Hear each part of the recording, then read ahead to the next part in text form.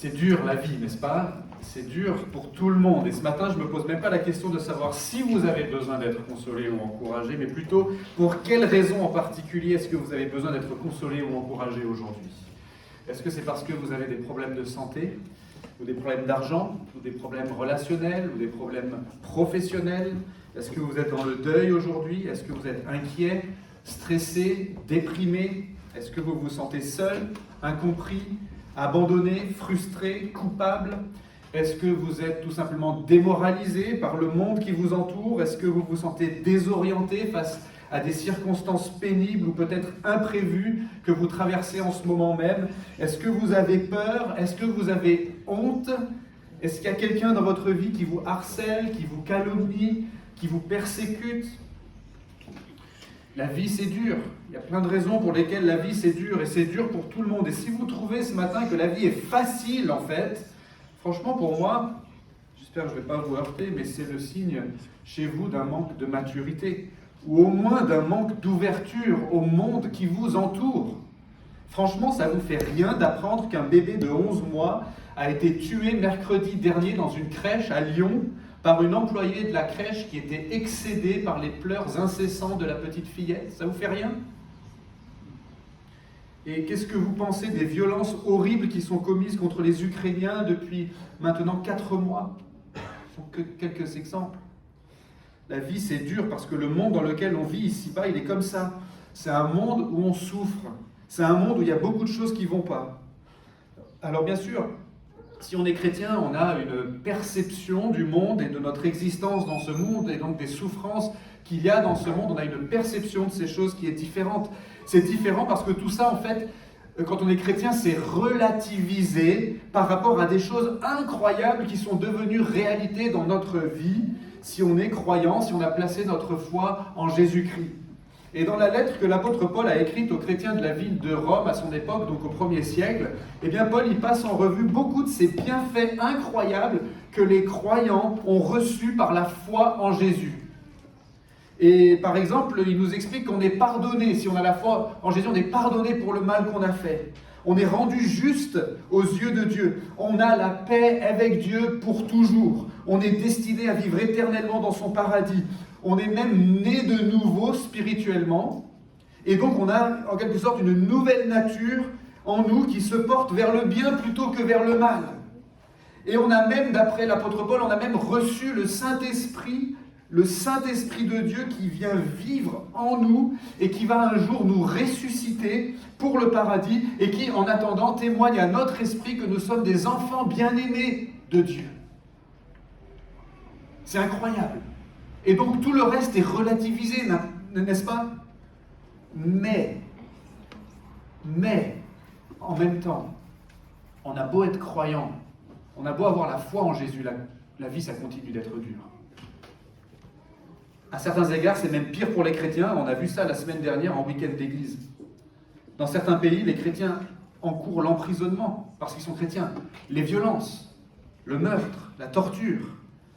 Dans d'autres pays, ce sont les moqueries, l'aliénation, l'incompréhension, des amitiés brisées, des familles divisées, sans parler de l'oppression spirituelle. Et puis quand on est chrétien, on lutte intérieurement aussi contre des choses qui sont en nous et dont on sait qu'elles sont mauvaises. L'apôtre Paul lui-même en a témoigné dans sa lettre au chapitre 7, dans sa lettre aux chrétiens de Rome. Et parfois on se décourage, nous aussi, dans ce combat intérieur. Et parfois on est tout simplement fatigué ou submergé par les inquiétudes. Et spirituellement, parfois on se sent à sec. On a beau être chrétien, on n'arrive plus à lire la Bible, encore moins à prier. Parfois même le doute vient s'immiscer dans notre cœur. Et si tout ça, c'était rien que du vent, finalement? Parce que tout ce qui est promis dans l'Évangile, c'est que théorique et abstrait, non? Qu'est-ce que je gagne, franchement, à être un chrétien, sinon à me torturer encore plus? Qu'est-ce que j'y gagne? C'est à ce genre de questionnement que l'apôtre Paul veut répondre dans la seconde partie du chapitre 8 de sa lettre aux Romains, aux chrétiens de Rome. C'est un passage qu'on va lire dans un instant, chapitre 8, à partir du verset 17. C'est un texte extrêmement riche et dense. Et peut-être qu'un jour, je ferai une série d'une vingtaine de prédications seulement sur ce chapitre. J'aimerais bien un jour faire ça. Peut-être dans le paradis. Mais aujourd'hui, j'aimerais surtout qu'on retienne l'idée générale de ce passage, l'idée centrale. Et cette idée, c'est la suivante.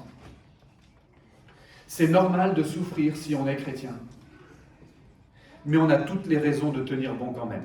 C'est normal de souffrir si on est chrétien, mais on a toutes les raisons de tenir bon quand même. Autrement dit, la vie c'est dur, même et peut-être surtout pour les chrétiens c'est dur, mais quand on y pense, ça vaut carrément le coup de persévérer dans la foi malgré tout, sans baisser les bras, sans faire demi-tour. Et l'apôtre Paul veut ici nous donner des arguments pour nous consoler dans nos souffrances, pour nous encourager et nous inciter justement à persévérer avec une grande confiance. Vous voulez les entendre, ces arguments ? Alors lisons le texte sans plus tarder. Dans l'épître aux Romains, ou la lettre aux Romains, chapitre 8 à partir du verset 17, et on va lire jusqu'à la fin du chapitre. Or, si nous sommes enfants, et ici, dans le contexte, c'est enfants de Dieu, or, si nous sommes enfants de Dieu, nous sommes aussi héritiers, héritiers de Dieu et co-héritiers de Christ, si toutefois nous souffrons avec lui, afin d'être aussi glorifiés avec lui. J'estime qu'il n'y a pas de commune mesure entre les souffrances du temps présent et la gloire à venir qui sera révélée pour nous. Aussi la création attend-elle avec un ardent désir la révélation des fils de Dieu. Car la création a été soumise à la vanité, non de son gré, mais à cause de celui qui l'y a soumise, avec une espérance. Cette même création sera libérée de la servitude de la corruption pour avoir part à la liberté glorieuse des enfants de Dieu. Or, nous savons que jusqu'à ce jour, la création tout entière soupire et souffre les douleurs de l'enfantement. Bien plus, nous aussi, qui avons les prémices de l'Esprit, nous aussi nous soupirons en nous-mêmes en attendant l'adoption, la rédemption de notre corps.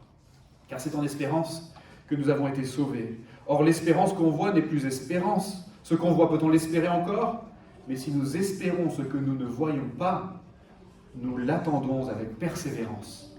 De même aussi, l'Esprit vient au secours de notre faiblesse, car nous ne savons pas ce qu'il convient de demander dans nos prières. Mais l'Esprit lui-même intercède par des soupirs inexprimables.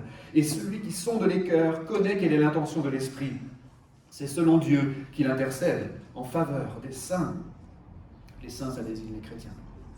Nous savons du reste que toute chose coopère au bien de ceux qui aiment Dieu, de ceux qui sont appelés selon son dessein, car ceux qu'il a connus d'avance, il les a aussi prédestinés à être semblables à l'image de son Fils, afin qu'il soit le premier-né d'un grand nombre de frères. Et ceux qu'il a prédestinés, il les a aussi appelés. Et ceux qu'il a appelés, il les a aussi justifiés. Et ceux qu'il a justifiés, il les a aussi glorifiés. Que dirons-nous donc à ce sujet ? Si Dieu est pour nous, qui sera contre nous ? Lui qui n'a pas épargné son propre Fils, mais qui l'a livré pour nous tous, comment ne nous donnera-t-il pas aussi tout avec lui, par grâce ? Qui accusera les élus de Dieu ? Dieu est celui qui justifie. Qui les condamnera ? Le Christ Jésus est celui qui est mort. Bien plus, il est ressuscité, il est à la droite de Dieu et il intercède pour nous.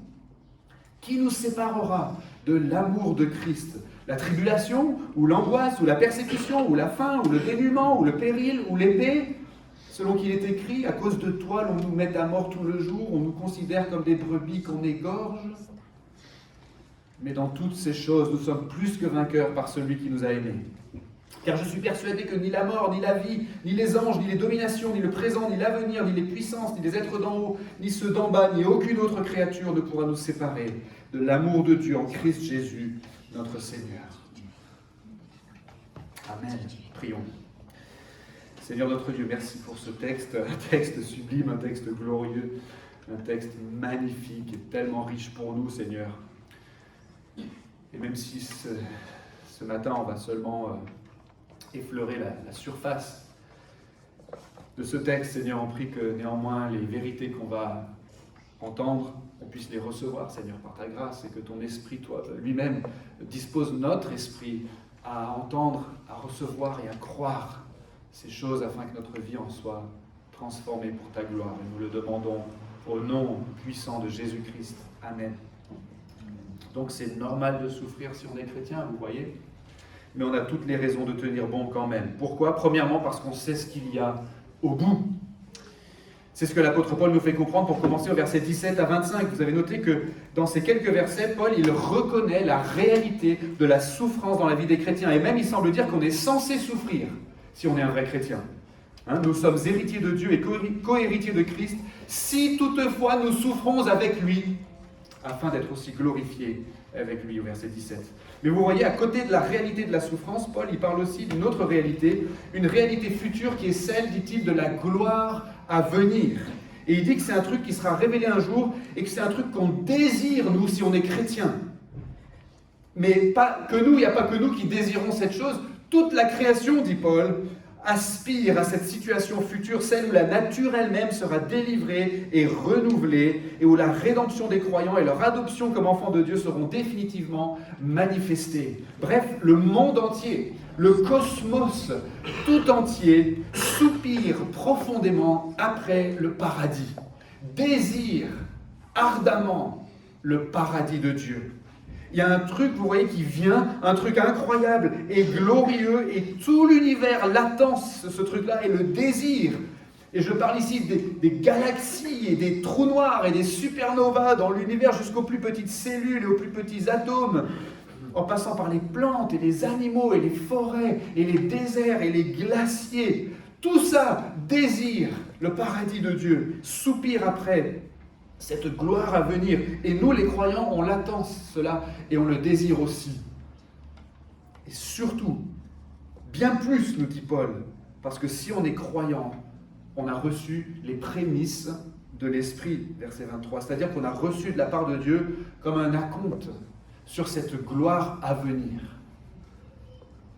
On a reçu une part du paradis en la personne du Saint-Esprit. Et ce truc-là, on l'a déjà en nous, si on est croyant. Et forcément, en ayant déjà ce truc glorieux en nous, nous qui vivons encore ici-bas, dans un monde abîmé, dysfonctionnel, impur, instable, douloureux, eh ben, ça renforce encore plus la dissonance entre nos aspirations profondes qui proviennent de la présence du Saint-Esprit en nous. On en a parlé dernièrement, les inclinations de l'Esprit qui sont en nous. Et donc, il y a une dissonance entre cela et la réalité dans laquelle on existe actuellement. C'est pour ça que c'est encore plus dur pour nous, en tant que chrétiens. Ça crée de la douleur en plus, en fait, d'avoir le Saint-Esprit, d'avoir les prémices de l'Esprit. Ça crée des soupirs en plus. On soupire en nous-mêmes, nous dit Paul au verset 23, parce qu'on désire Dieu, on désire être délivré du mal, on désire la paix, on désire le repos. Et on sait qu'on n'est pas fait pour ce monde-ci. On n'est pas fait pour la souffrance et on a trop hâte d'arriver au paradis, c'est pas vrai ? Vous voyez, Paul, il nous explique pourquoi c'est normal de souffrir plus en tant que chrétien. C'est parce qu'on désire puissamment être délivré, une fois pour toutes, de notre condition déchue. Oui, c'est comme quand on accouche d'un enfant. C'est une illustration qu'utilise l'apôtre Paul lui-même dans ce texte. S'il n'y avait pas un enfant qui s'apprêtait à sortir, ces souffrances, on ne les connaîtrait pas là, à ce moment-là. Elles n'existeraient pas. Et le raisonnement de Paul ici, c'est... En tant que croyant, on est enceinte de quelque chose de glorieux. Et c'est normal de souffrir au fur et à mesure qu'on se rapproche de ce moment. Et en même temps, au fur et à mesure que ce moment se fait attendre. C'est curieux l'ambivalence de la fin d'une grossesse, non ? Les souffrances augmentent parce que le moment approche, mais en même temps, il se fait attendre ce moment et donc les souffrances augmentent. Et c'est notre condition de croyant ici-bas. Mais vous voyez aussi ce que dit Paul. C'est que ce paradis dont on a déjà reçu les prémices, et quand il viendra, il compensera infiniment les souffrances dont on fait l'expérience aujourd'hui.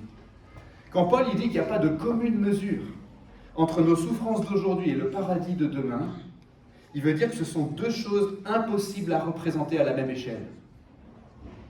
C'est comme si vous vouliez dessiner un grain de sable et le soleil sur une même feuille de papier en respectant les proportions. C'est impossible. Soit le soleil ne tiendrait pas sur la feuille, soit le grain de sable serait absolument invisible. Impossible à représenter. C'est même absurde. Il n'y a pas de commune mesure entre les deux. Et on est dans le même ordre de différence entre nos souffrances d'aujourd'hui, si pénibles soient-elles, et la gloire à venir dans le paradis.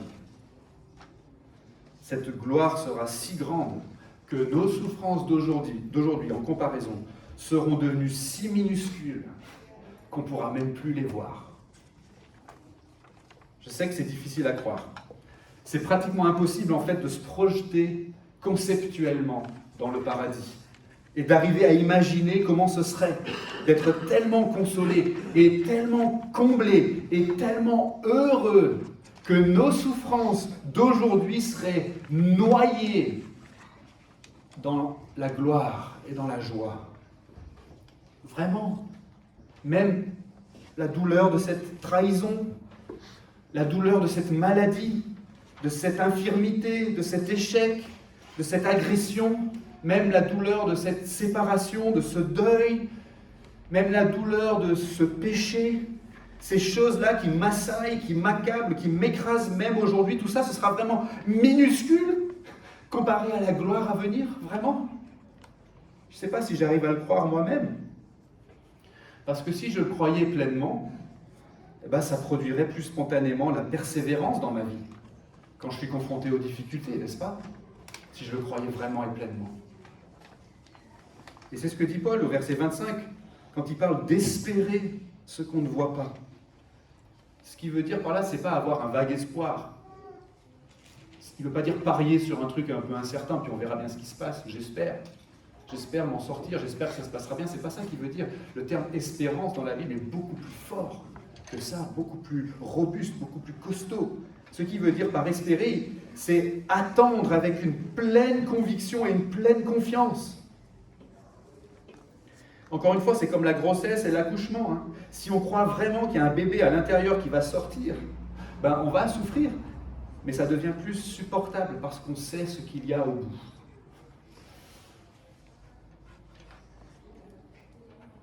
On n'espère pas qu'il y a un bébé qui va sortir. Au sens de, bon, on verra bien. Je ne suis pas sûr. Non, on le sait et on l'attend avec persévérance. C'est pour ça que la douleur devient plus supportable. Et moi, je ne peux pas vous convaincre aujourd'hui que le paradis compensera infiniment vos souffrances d'aujourd'hui. Je n'ai pas le pouvoir de vous convaincre de ça.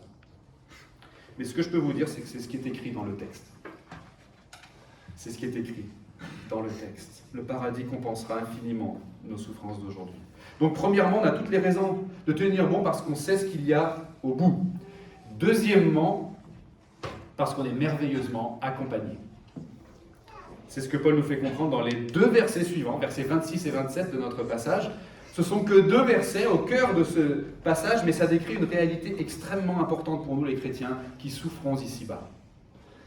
Voici ce que dit Paul. Il dit que nous les chrétiens, sur ce chemin difficile ici-bas, on n'a pas besoin de savoir exprimer nos souffrances parce que le Saint-Esprit s'en occupe à notre place. Lui, il fait connaître nos souffrances à Dieu et il demande à Dieu de nous venir en aide et il lui demande ça d'une manière parfaitement adaptée à notre situation. Je ne sais pas si vous vous rendez compte de ce que ça veut dire. Vous savez, parfois on est vraiment complexé par rapport à la prière, n'est-ce pas? Je pense qu'on a tous connu ça, on a peur de prier devant les autres parce qu'on ne sait pas si on va arriver à faire une prière cohérente, une prière bien formulée, une prière qui soit juste théologiquement. On a peut-être peur de perdre le fil ou de s'en mêler les pattes dans ce qu'on veut dire, de trébucher sur les mots, d'oublier de dire quelque chose qu'on aurait dû dire. Et donc des fois on se contente de rien dire, n'est-ce pas, dans la réunion de prière et on laisse prier les autres parce qu'eux ils savent vraiment bien prier. Et vous savez qui sait vraiment bien prier? Dieu. Et Paul il est en train de nous dire ici que le Saint-Esprit, qui est Dieu, la troisième personne de la Trinité, le Saint-Esprit intercède pour nous si on est croyant. C'est-à-dire qu'il prie en quelque sorte. Le Saint-Esprit représente nos intérêts auprès de Dieu le Père. Il plaide en notre faveur, il parle pour nous, il fait connaître nos besoins. Et parce que le Saint-Esprit est lui-même Dieu, il fait tout ça de manière absolument parfaite. Le Saint-Esprit, puisqu'il est Dieu, il est omniscient, ça veut dire qu'il sait tout, et il sait tout parfaitement. Donc, il nous connaît parfaitement, et il nous comprend parfaitement, et il nous connaît et nous comprend même mieux que nous, on se connaît et on se comprend nous-mêmes. Et il sait mieux que nous ce qui se passe en nous. Il comprend nos souffrances mieux que nous-mêmes, il sonde notre cœur et notre âme, et il nous aime aussi parfaitement, et il veut notre bien, et il recherche notre intérêt suprême, et en plus il connaît parfaitement la volonté et les intentions de Dieu pour nous. Bref, le Saint-Esprit est un intercesseur idéal. C'est l'intercesseur parfait parce qu'il vient au secours de notre faiblesse, dit l'apôtre Paul, et il vient faire ce que nous, on ne sait pas faire nous-mêmes. C'est trop bien d'avoir quelqu'un comme ça. qui nous représente auprès de Dieu le Père, n'est-ce pas? Le Saint-Esprit est comme un interprète pour nous auprès de Dieu. Vous avez sûrement déjà été frustré un jour de ne pas pouvoir faire comprendre vos besoins à quelqu'un, tout simplement parce que vous ne parliez pas la langue de cette personne. Et il y a quelques jours, avec Suzanne, on était à une station-service dans une zone un peu rurale de la République tchèque, et la machine à carte bleue est tombée en panne, et moi je devais payer mon plein, mais je n'avais pas assez d'espèces sur moi. Et le gasoil était déjà dans mon réservoir, et il a fallu essayer de se mettre d'accord avec les gens de la station-service qui ne parlaient pas un mot d'anglais ou de français, et moi qui ne sais dire qu'un seul mot en tchèque, pivot, qui veut dire bière. Donc c'était pas très utile. Et c'était surtout frustrant. Moi, ce qu'il me fallait dans cette situation, c'était un interprète qui comprenne les deux interlocuteurs dans la conversation. Un intercesseur, un intermédiaire, quelqu'un qui pouvait me comprendre et me faire comprendre et comprendre mon interlocuteur et me la faire comprendre. Je me suis peut-être un petit peu emmêlé dans les pronoms, mais bon, vous avez compris. Et le Saint-Esprit dans la vie des croyants, c'est cet interprète parfait. Le Saint-Esprit est l'interprète idéal entre nous et Dieu, parce qu'il est capable à la fois de nous comprendre parfaitement et de se faire comprendre parfaitement de Dieu, puisqu'il est lui-même Dieu, la troisième personne de la Trinité. On est merveilleusement accompagnés, vous voyez.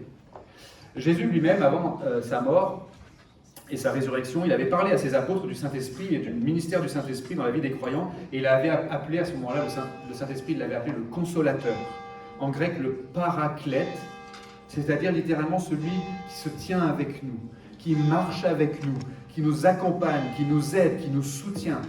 Et le Saint-Esprit, il ne déserte jamais sa fonction. Même quand nous-mêmes, on a l'impression d'être complètement dépassés par nos circonstances. Non, le Saint-Esprit, il ne déserte jamais sa fonction parce qu'il a fait de nous sa demeure. Il habite en nous si on est chrétien et rien ne peut le chasser de là. Et rien ne peut le faire taire dans son ministère d'intercession pour nous. Et il arrive, n'est-ce pas, que nous, on soit profondément découragés.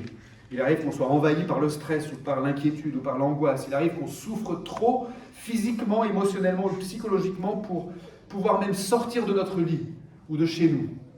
Il arrive, n'est-ce pas, que nos péchés prennent le dessus, semble-t-il, et qui nous donnent l'impression qu'ils ont la victoire sur nous et qu'ils sont capables de nous maintenir sous leur emprise. Mes frères et sœurs, écoutez bien. Dans ces situations et dans d'autres, on n'est pas obligé de savoir quoi dire à Dieu. On n'est pas obligé de savoir quoi dire à Dieu. On peut se retirer dans un coin et simplement faire monter à Dieu nos larmes, nos gémissements, les cris indicibles de notre cœur, ou tout simplement rester dans le silence devant Dieu. On n'est pas obligé de savoir quoi lui dire. Et je me dis que plusieurs d'entre nous, on aurait peut-être besoin de faire ça cette semaine. Essayez, si vous ne l'avez jamais fait. Présentez-vous à Dieu dans le silence. Reposez-vous en lui pendant plusieurs minutes, sans complexe, sans pression. Vous n'êtes pas obligé de savoir quoi lui dire. Sachez que le Saint-Esprit est en vous et qu'il vient au secours de votre faiblesse et qu'il intercède lui-même pour vous de manière inaudible, mais parfaite. Parfaite. On a toutes les raisons de tenir bon parce qu'on est merveilleusement accompagné. Et troisièmement, parce qu'on arrivera pour sûr à destination. Revenons au texte une dernière fois, les versets 28 à 39 maintenant. Alors j'ai conscience que c'est un passage tout simplement sublime, comme je le disais tout à l'heure, et qu'il y a tellement de choses à dire sur ces versets. Alors pardonnez-moi si je vous frustre un peu sur un passage si emblématique de la Bible, mais je vais vraiment seulement tirer l'idée principale de ces versets. Et l'idée principale, c'est que si on est chrétien, si on est vraiment attaché à Jésus par la foi, par une foi personnelle, alors quoi qu'il arrive dans notre vie, quelles que soient les difficultés qu'on rencontre, Paul ici, il veut qu'on se rappelle que Dieu nous a rachetés pour lui et qu'il a fait ça d'une manière totale, suprême, complète, inéluctable et irrésistible. On peut dire tout simplement que Dieu, si on est croyant, si on est attaché à Jésus par la foi, Dieu a scellé notre salut. Et donc, pour sûr, rien ne peut faire échouer le projet de Dieu pour nous. On va pour sûr être sauvé si on s'en est remis à Jésus. Pour sûr. Alors Paul, dans ses versets 28 à 39, il ne parle pas explicitement du Saint-Esprit, mais dans le contexte, il a beaucoup parlé du rôle du Saint-Esprit dans la vie des chrétiens. Il en a beaucoup parlé déjà depuis le début de ce chapitre, du chapitre 8. Et donc, dans le contexte de ce que Paul a dit, il est légitime de relier ce concept de la sécurité parfaite qu'on a en Jésus, le fait que notre salut s'accomplira pour sûr, inexorablement si on est croyant. Donc relier ce concept avec l'idée que Paul vient de mentionner au verset 23, qu'on a reçu le Saint-Esprit comme prémisse de la gloire à venir. J'avais dit que c'était comme un acompte.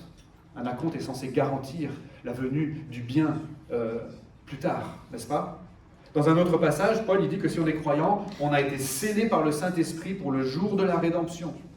Ça veut dire que Dieu il a mis sa signature sur nous, en quelque sorte. C'est un peu comme la rentrée des classes en septembre pour nos enfants. L'école nous demande de mettre leur nom sur toutes leurs affaires pour que ces choses-là ne se perdent pas et qu'on sache à qui elles appartiennent. Eh bien, Dieu aussi, il nous a pris pour lui et il a mis son nom sur nous pour qu'on ne se perde pas et qu'on sache à qui on appartient pour toujours. Et ce n'est pas une signature électronique, vous savez, une sorte de photocopie de signature, une signature générique qu'on reproduit à l'infini, un truc impersonnel, comme ce qu'on a sur les programmes des candidats aux élections, ces programmes qu'on reçoit dans notre boîte aux lettres, je ne sais pas si vous les lisez, mais vous regardez le truc et puis on a l'impression que le candidat a écrit quelques mots à la main à la fin, vous savez, puis après qu'il cite qu'il a signé à la main et qu'il a signé personnellement. Mais en réalité, bien sûr, on sait très bien que c'est juste une photocopie. C'est juste un truc qui est tiré à plusieurs centaines de milliers d'exemplaires. Mais imaginez si vous regardiez le papier d'un peu plus près et que vous vous rendiez compte qu'en fait ça a vraiment été écrit à la main.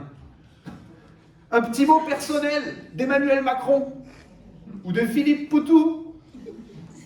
Je vais l'encadrer, je vais le mettre sur le mur de ma chambre. Ou pas, je sais pas. Mais justement, Dieu nous a donné quelque chose de vraiment personnel. C'est son Saint-Esprit. C'est pas une photocopie. C'est pas un truc générique reproduit en dizaines ou en centaines de milliers d'exemplaires. C'est personnel. C'est là que la doctrine chrétienne, la doctrine biblique de la Trinité est tellement importante. Il y a plein de raisons pour lesquelles elle est importante, cette doctrine. Mais cette doctrine nous enseigne que la présence du Saint-Esprit en nous, c'est pas juste une force impersonnelle, c'est pas juste une sorte de puissance un peu vague. C'est la personne, c'est une des personnes de Dieu, la troisième personne de la Trinité qui habite en nous. C'est la présence personnelle de Dieu en nous si nous sommes croyants. Il nous a scellés pour le jour de la rédemption par son Saint-Esprit. Le Saint-Esprit, si on est croyant, le Saint-Esprit dans notre vie, c'est la signature originale et personnelle de Dieu. Il a écrit sur nous à la main. Il nous a marqués comme étant à lui. Il nous a scellés pour le jour de la rédemption. Il nous a scellés personnellement pour le jour de la rédemption. Et vous voyez comment l'apôtre Paul, dans notre passage, il veut vraiment qu'on soit convaincu que rien ne peut nous séparer de Dieu si on l'aime. Paul, il nous rappelle combien Dieu a investi et dépensé pour nous sauver, si j'ose dire. Dieu, il a pensé à nous dans l'éternité passée, nous dit Paul, avant la création du monde. Puis il a envoyé son Fils éternel, son Fils unique sur la terre et il l'a livré pour nous dit l'apôtre Paul. Jésus, de son côté, a obéi volontairement à Dieu le Père. Il a accepté d'accomplir son plan qui consistait à nous racheter pour Dieu. Et pour ça, Jésus a souffert. Il a souffert l'agonie sur la croix. Il est mort sur la croix. Il a subi le châtiment qu'on méritait, nous, à cause de nos fautes. Mais Jésus a emporté nos fautes et nos péchés dans la tombe. Et puis il les a laissés là, puis il est ressuscité en vainqueur le troisième jour. Il est monté au ciel et il nous représente aujourd'hui auprès de Dieu le Père. Et lui aussi intercède pour nous. Donc Dieu, il prie pour nous en double. C'est le Saint-Esprit et Dieu le Fils qui prie, qui intercède pour nous. Et Dieu a déversé son Saint-Esprit sur nous et en nous. Vous voyez combien Dieu a investi, combien Dieu a dépensé pour nous.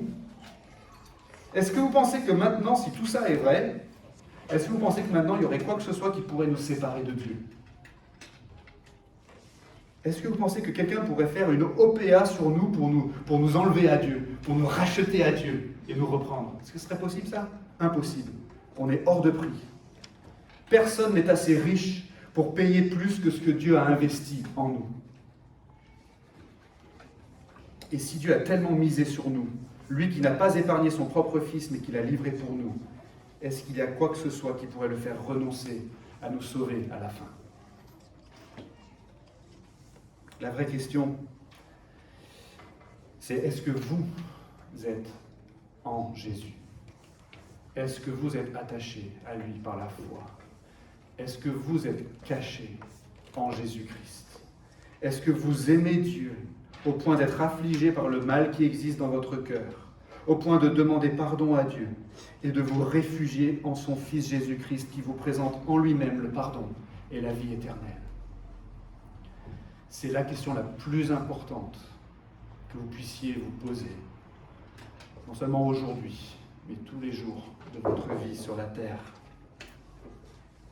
Est-ce que vous êtes en Jésus-Christ? Et si oui, si vous pouvez dire en toute sincérité que vos espoirs reposent réellement sur Jésus-Christ, eh bien ce texte vous dit que vous pouvez tenir bon, parce que vous allez arriver pour sûr à destination. Rien ne peut faire échouer le projet de Dieu pour vous, le salut complet qu'il a voulu vous donner en Jésus-Christ. Et cette sécurité extraordinaire devrait être d'une consolation et d'un encouragement incroyable pour nous quand on est confronté aux vicissitudes de notre existence, aux difficultés, aux imprévus, que ce soit la souffrance physique, la maladie, le deuil, la persécution, le conflit, la solitude, la peur ou encore le péché, la culpabilité, la honte ou la dépression spirituelle. Alors pour conclure, oui, la vie c'est dur, et c'est dur pour tout le monde, mais bizarrement, quand on est chrétien, même si notre foi change, notre perception des difficultés dans la vie, ça ne fait pas disparaître les difficultés. Au contraire, il y a même des difficultés supplémentaires pour les chrétiens. Et c'est cette réalité-là qui est le cœur de la préoccupation de Paul dans le passage qu'on a vu aujourd'hui. Et Paul, il a tout simplement voulu nous consoler, n'est-ce pas? Et nous encourager, et nous inciter à persévérer dans la foi si on est chrétien, en nous disant tout simplement, c'est normal de souffrir si on est chrétien, mais on a toutes les raisons de tenir bon quand même. On a toutes les raisons de tenir bon quand même parce qu'on sait où on va, parce qu'on est merveilleusement accompagné, et parce qu'on arrivera pour sûr à destination. Est-ce que vous avez senti ou entendu le cœur pastoral de l'apôtre Paul dans ce passage, ce frère dans la foi qui cherche à nous consoler et à nous encourager, en nous rappelant combien on est aimé de Dieu, si on est croyant, combien on est aimé de Dieu. Le projet de Dieu pour nous, son objectif pour nous, il est clair. Il veut notre bien. Il veut notre gloire. C'est écrit dans le texte. Il veut notre bonheur éternel à nous, que Dieu a élu et aimé en Christ avant même la fondation du monde. Et Dieu a tout mobilisé pour l'accomplissement de ce projet en notre faveur, si on est croyant. Et c'est pourquoi Paul va même jusqu'à dire cette parole qui est une des paroles les plus réconfortantes de toute la Bible. Toutes choses coopèrent au bien de ceux qui aiment Dieu, qui sont appelés selon son dessein. Il existe une illustration assez connue de ce point. C'est l'illustration de la tapisserie. Une tapisserie, c'est une œuvre d'art créée par tissage à l'aide de toutes sortes de fils de couleurs différentes. Et quand on regarde le verso de la tapisserie, quand on la retourne et qu'on regarde derrière, ce qu'on voit, c'est un enchevêtrement incompréhensible de fils qui vont dans tous les sens. Ça ressemble à rien. C'est même assez désagréable, en fait, à regarder. Mais quand on met la tapisserie à l'endroit, là, on découvre une image magnifique, où tout d'un coup, on découvre avec admiration la fonction de tous ces fils de couleurs différentes. Et ce sera un peu pareil quand on entrera dans la gloire, quand on obtiendra ce qu'on espère, quand sera révélé ce qu'on attend avec persévérance, quand la création sera libérée de la servitude, quand on connaîtra la rédemption de notre corps et la réalité du paradis. Alors, toutes les souffrances et les incompréhensions et les frustrations de notre situation présente seront comblées et corrigées et satisfaites, et on pourra voir exactement alors comment Dieu les aura fait concourir ou coopérer à notre bien Et donc, quand on y pense, ça vaut le coup. Ça vaut carrément le coup de persévérer dans la foi, malgré tout, sans baisser les bras, sans faire demi-tour, jusqu'à la fin. Amen. Prions. Notre Dieu, notre Père, merci d'avoir mobilisé tous ces moyens incroyables pour assurer notre sécurité éternelle en ton Fils Jésus-Christ. Seigneur, si ce matin, on est déjà en Jésus, par la foi, je prie que tu fortifies notre assurance en lui, l'assurance de notre salut, et que notre cœur déborde en conséquence de gratitude et de louange envers toi. Seigneur, s'il y en a dans la salle ce matin qui ne te connaissent pas encore personnellement, qui ne sont pas en Jésus-Christ, Seigneur, ouvre leurs yeux, ouvre leur cœur, rends-les sensibles à ta voix, et qu'ils puissent dès aujourd'hui, sans tarder, se réfugier en Jésus-Christ et recevoir en lui leur salut éternel. Et c'est dans son nom, au nom de Jésus, que je prie. Amen.